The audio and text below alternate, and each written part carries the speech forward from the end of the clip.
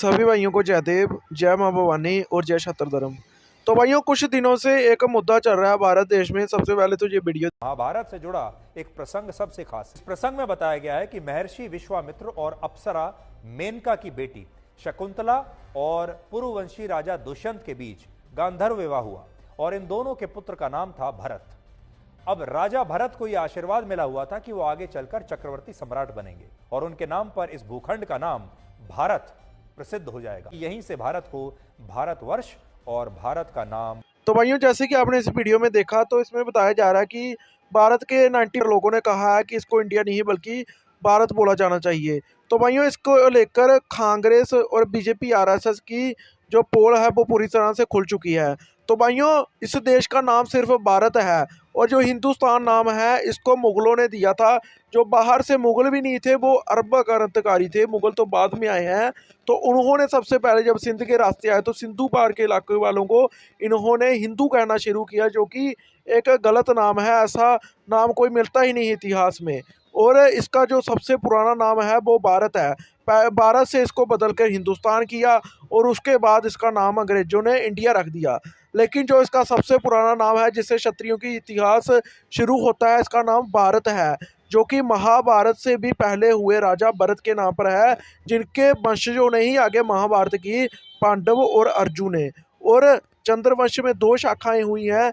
एक पुरु वंश हुए जिसमें महाभारत के युद्ध लड़ने वाले हुए, और एक हुए हैं जदुवंशी जो कि राजपूत हुए हैं, जादौन, बाटी, चुड़ासमा वगैरह, जो मथुरा और बहुत सारी रियासतों में रहती हैं।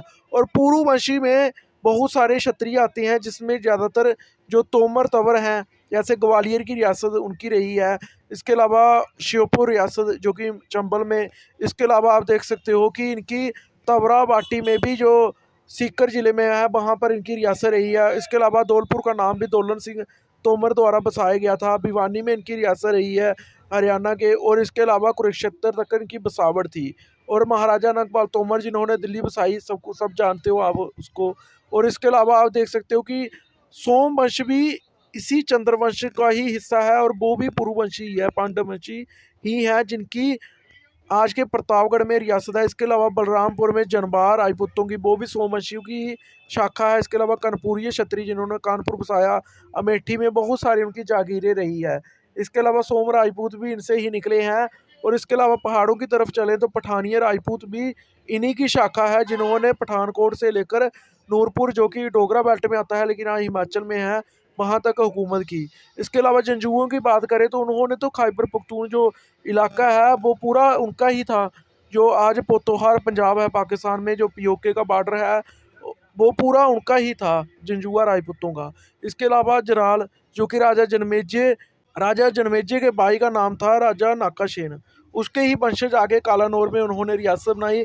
जब दिल्ली तवरों की थी तो कालानौर एक गुरदासपुर में बड़ी रियासत थी, जो बहुत बड़ी थी। तब बाकी इलाकों के नाम नहीं थे, तो वो बड़ी रियासत कहलाती थी। और उसी जब गोरी का टैग आया तो वो राजौरी में उन्होंने हुकूमत की। आज भी पंजाब, हिमाचल और जम्मू के रियासी, डोडा, राजौरी में जरालों की वादी मिलती है, और इसके अलावा पीओके में भी है।